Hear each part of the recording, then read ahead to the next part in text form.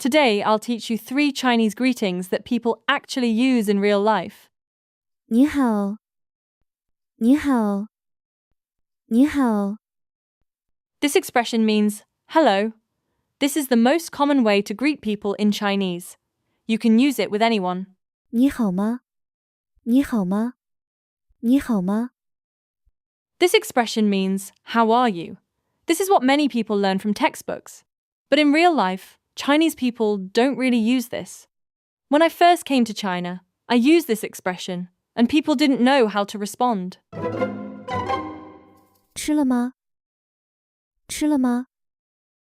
吃了吗？ This expression means, have you eaten? It sounds like a real question, but actually, it's just a greeting. People don't expect a real answer. So you can simply say, 吃了，你呢？吃了，你呢？吃了，你呢？ this means I've eaten, and you? 没吃，你呢？没吃，你呢？没吃，你呢？ This means, not yet, and you?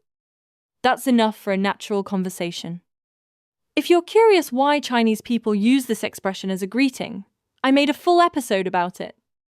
That episode is in both Chinese and English. Even if you don't understand everything yet, it's a great way to get used to how Chinese sounds. See you!